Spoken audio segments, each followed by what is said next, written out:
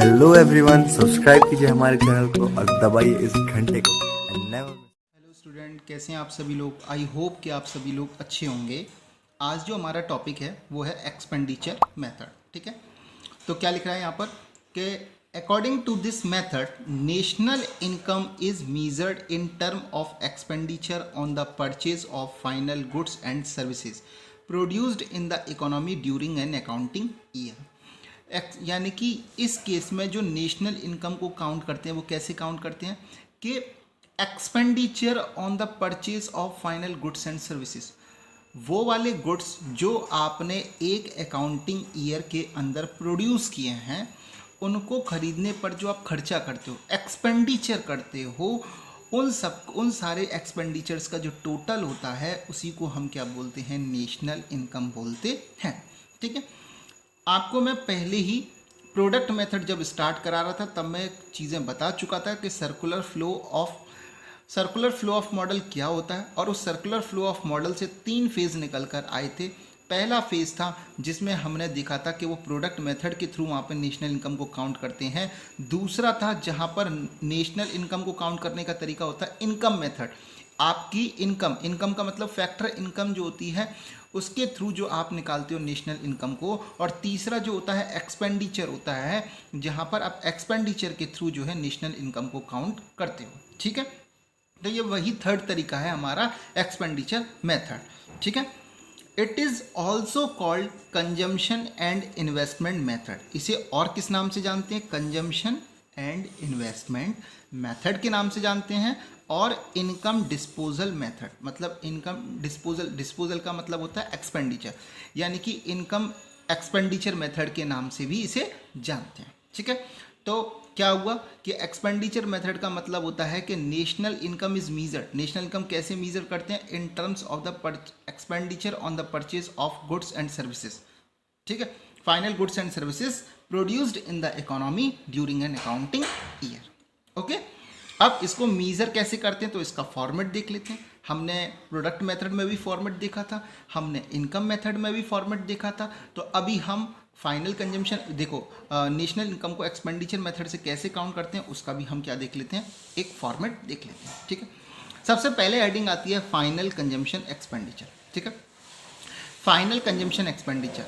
ठीक है, अब फाइनल कंजम्पशन एक्सपेंडिचर के यहाँ पर 2 पार्ट होते हैं। एक होता है प्राइवेट फाइनल कंजम्पशन एक्सपेंडिचर जिसे सी से डिनोट करते हैं, और दूसरा होता है गवर्नमेंट फाइनल कंजम्पशन एक्सपेंडिचर जिसे जी से डिनोट करते हैं। याद करो, मैंने जो पहला चैप्टर कराया था some basic concepts of macro economics, वहाँ पर मैंने एग्रीगेट कंजम्पशन एक्सपेंडिचर एक टॉपिक कराया था, और वहाँ बताया था कि वहाँ जो एग्रीगेट कंजम्पशन एक्सपेंडिचर होता है वो 2 टाइप्स का होता है। ठीक है, एक हाउस होल्ड के द्वारा जो एक्सपेंडिचर किया जाता है उसे बोलते हैं प्राइवेट फाइनल कंजम्पशन एक्सपेंडिचर, उसे सी से डिनोट करते हैं। और दूसरा बताया था government final consumption expenditure, government के द्वारा अगर एक्सपेंडिचर किया जाता है तो उसे जी से डिनोट किया जाता है। ओके, तो आपको जैसे कि पता, अगर फाइनल कंजम्पशन एक्सपेंडिचर के आगे अमाउंट दे रखी होगी तो आप वो वाली अमाउंट लिख लोगे, इन दोनों को ध्यान नहीं दोगे। और अगर इसके आगे कोई अमाउंट नहीं दे रखी तो इन दोनों की अमाउंट दे रखी होगी तो इन दोनों की अमाउंट को लिख लिया जाएगा। ठीक है, इसका दूसरा पार्ट क्या आता है, ग्रॉस डोमेस्टिक कैपिटल फॉर्मेशन, जिसे आई से शो करते हैं। मैं बता चुका हूँ कैपिटल फॉर्मेशन का मतलब होता है investment. Gross domestic capital formation का मतलब डोमेस्टिक इन्वेस्टमेंट, यानी कि डोमेस्टिक टेरिटरी के अंदर जो इन्वेस्टमेंट हुआ है उसे बोलते हैं डोमेस्टिक इन्वेस्टमेंट, और इसे आई से शो करते हैं। और इसके 2 सब पार्ट होते हैं, gross domestic fixed capital formation और चेंज इन स्टॉक। ठीक है, क्या मतलब होता है इसका, उससे पहले हम रिकॉल करते हैं दोबारा से some basic concepts of macro economics में मैंने एक टॉपिक कराया था कैपिटल फॉर्मेशन इन्वेस्टमेंट का, और उसमें बताया था कि जो इन्वेस्टमेंट होते हैं वो 2 टाइप्स के होते हैं। फर्स्ट फिक्स्ड इन्वेस्टमेंट होते हैं, और सेकंड जो होते हैं वो इन्वेंट्री इन्वेस्टमेंट होते हैं। याद आ रहा है, हमेशा मैंने हर स्टूडेंट्स को यही समझाने की कोशिश की है कि मेरे अगर मैक्रो इकोनॉमिक्स के लेक्चर देखने हैं तो उसे सीरीज से देखो। ठीक है, जब आप सीरीज से पढ़ाई करते हो तो छोटी छोटी बातें जो होती हैं वो आगे रिपीट होती हैं, और आपके जो टर्म होते हैं वो क्लियर होते हैं। अब देखो, जैसे मैं यहाँ पर चीज़ों को पढ़ा रहा हूँ इन्वेस्टमेंट, और इसमें 2 टाइप्स के इन्वेस्टमेंट, ये बातें मैं आपको some basic concepts of macro economics वाला जब मैंने चैप्टर कराया था तब वहाँ पर मैंने जब बेसिक्स बातें बता रहा था वहाँ मैं क्लियर कर चुका हूँ। ठीक है, तो जिन बच्चों ने पहली वीडियो नहीं देखी होगी अब उन्हें थोड़ा दिक्कत आएगा। ठीक है, तो मुझे फॉलो करना है तो सीरीज से फॉलो करते हुए चलिए, बीच में से फॉलो मत कीजिए। अगर आप बीच में से मेरी किसी वीडियो को कि आपको ये टॉपिक समझ में नहीं आ रहा, बीच में से फॉलो करोगे तो हो सकता है आपको समझ में आ भी जाए और हो सकता है आपको समझ में ना भी आए। ठीक है, तो मुझे एकदम सीरीज से फॉलो करते हुए चलिए। ठीक है, तो अगर किसी ने मेरा लेक्चर नहीं देखा तो वो पुरानी वाली जो मेरी वीडियो है प्लेलिस्ट में जाकर उसे चेक कर लीजिएगा और उसे देख लीजिएगा। ओके, तो दूसरा जो हेडिंग आता है वो आता है ग्रॉस डोमेस्टिक कैपिटल फॉर्मेशन, जिसे आई से डिनोट करते हैं। ठीक है, तो इसमें 2 पार्ट होते हैं हमारे इन्वेस्टमेंट के, gross domestic fix capital formation यानी कि फिक्स्ड इन्वेस्टमेंट की यहाँ बात कर रहा है, और change in stock. Change in stock का मतलब बता चुका हूँ, closing stock minus opening stock. और चेंज इन स्टॉक जो होता है वही आपका जो होता है वो इन्वेंट्री इन्वेस्टमेंट होता है उस पर्टिकुलर अकाउंटिंग ईयर के लिए। ठीक है, अब हमारा जो फिक्स्ड कैपिटल फॉर्मेशन यानी कि फिक्स्ड इन्वेस्टमेंट होता है वो भी 3 टाइप्स का होता है। कौन कौन सा? Business fixed investment. Business fixed investment का मतलब जो प्रोड्यूसर के द्वारा इन्वेस्टमेंट किया जाता है, ठीक है, वो होता है बिजनेस फिक्स्ड इन्वेस्टमेंट। दूसरा गवर्नमेंट फिक्स्ड इन्वेस्टमेंट। गवर्नमेंट के द्वारा जो इन्वेस्टमेंट किया जाता है उसे बोलते हैं गवर्नमेंट फिक्स्ड इन्वेस्टमेंट। और होता है इन्वेस्टमेंट बाय हाउस होल्ड, और एक हाउस होल्ड के द्वारा इन्वेस्टमेंट किया जाता है। अब हाउस होल्ड जो इन्वेस्टमेंट है वो किस पे करता है? तो कंस्ट्रक्शन ऑफ रेजिडेंशियल हाउसेस, मतलब कि कोई भी घर को बनवाने के लिए वो जो खर्चा करता है वो उसके लिए जो होता है वो इन्वेस्टमेंट होता है। ठीक है, आप सपोज करो आप अपना कोई नया न्यू अगर कोई हाउस खरीद रहे हैं तो उस पर जो आप खर्चा करते हो वो आपके लिए इन्वेस्टमेंट होता है, आपकी एक संपत्ति होती है। ठीक है, तो दोनों हेडिंग समझ में आ गई। उसके बाद तीसरा जो आएगा वो आएगा नेट एक्सपोर्ट। और नेट एक्सपोर्ट हमेशा याद रखना, मैक्रो इकोनॉमिक्स में जब टर्म यूज हो नेट एक्सपोर्ट तो इसका मतलब होता है एक्सपोर्ट माइनस इंपोर्ट। एक्सपोर्ट को एक्स से डिनोट करते हैं और इंपोर्ट को एम से डिनोट करते हैं, तो यहाँ पर एक्सपोर्ट माइनस इंपोर्ट। ठीक है, तब निकल के आता है नेट एक्सपोर्ट। ठीक है, अब ये तीनों चीज़ों को जब ऐड करते हो तब निकल के आता है GDP at market price.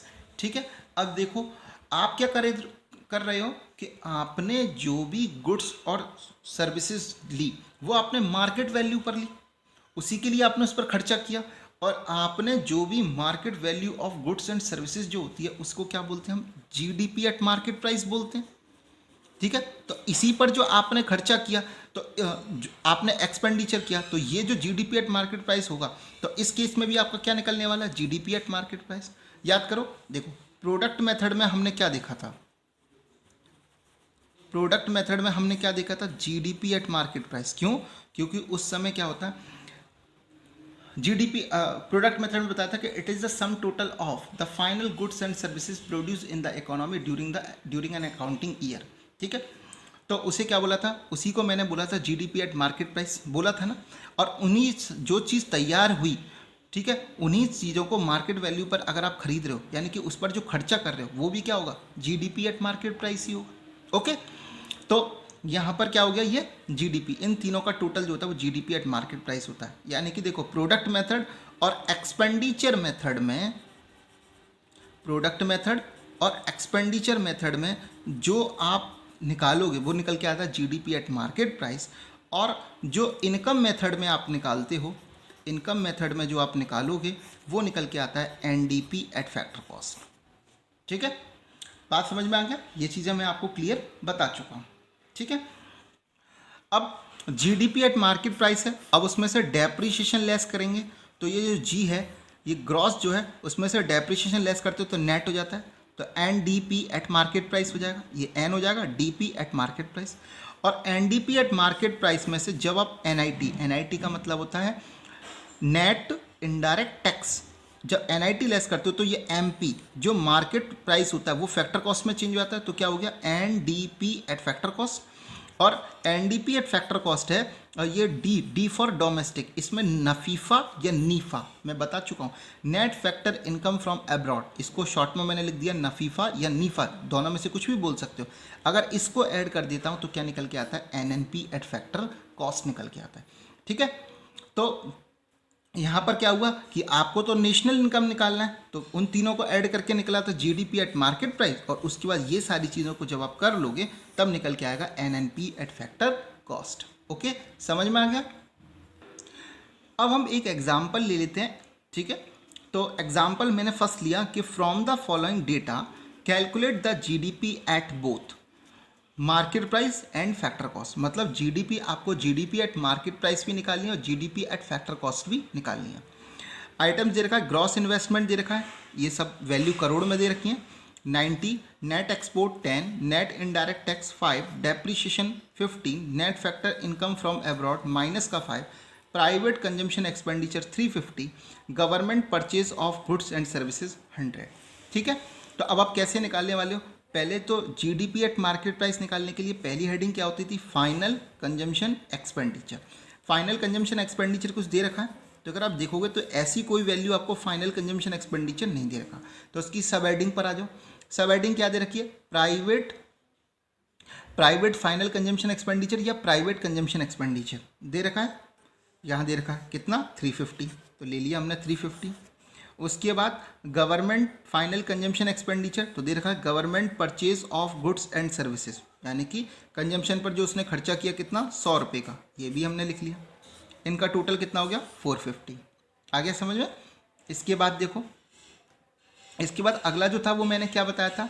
Gross domestic capital formation, अगली हेडिंग थी। तो यहाँ पर देखो ग्रॉस इन्वेस्टमेंट दे रखा है, तो मेन हेडिंग के आगे वैल्यू दे रखी है कितना? 90। तो हमें उसकी जो दोनों सब हेडिंग्स हैं उन पर हमें ध्यान देने की ज़रूरत नहीं है। तो ग्रॉस इन्वेस्टमेंट कितना हो गया? 90। हमेशा याद रखो, जब मेन हेडिंग की वैल्यू दे रखी हो तो सब हेडिंग से हमें कोई भी लेना देना नहीं है। जब मेन हेडिंग की वैल्यू ना दे रखी हो तब हम सब हेडिंग पर आते हैं।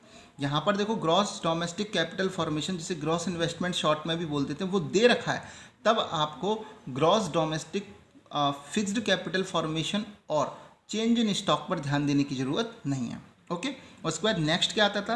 Net export. आपको नेट एक्सपोर्ट भी कितना दे रखा है? 10 रुपीज़ का दे रखा है। नेट एक्सपोर्ट कितना? 10 रुपीज़ का। इन तीनों का टोटल करेंगे तो जीडीपी एट मार्केट प्राइस कितना निकल गया? 550 CR। ओके, तो ये तो हो गया इसका पहला पार्ट, जो उसने बोला था जीडीपी को किस पे काउंट करेंगे? मार्केट प्राइस पर। अब फैक्टर कॉस्ट पे काउंट करेंगे, तो फैक्टर कॉस्ट पे काउंट करने के लिए क्या होता है कि जीडीपी एट मार्केट प्राइस। अब ये मार्केट प्राइस से आपको कहाँ जाना है? फैक्टर कॉस्ट पे। जब मार्केट प्राइस से आपको फैक्टर कॉस्ट पे जाना है तो आपको क्या करना पड़ेगा? नेट इनडायरेक्ट टैक्स को क्या करना पड़ेगा? लेस करना पड़ेगा। यानी कि 550 और नेट इनडायरेक्ट टैक्स कितना दे रखा है आपको? दे रखा है 5 रुपीज़ का।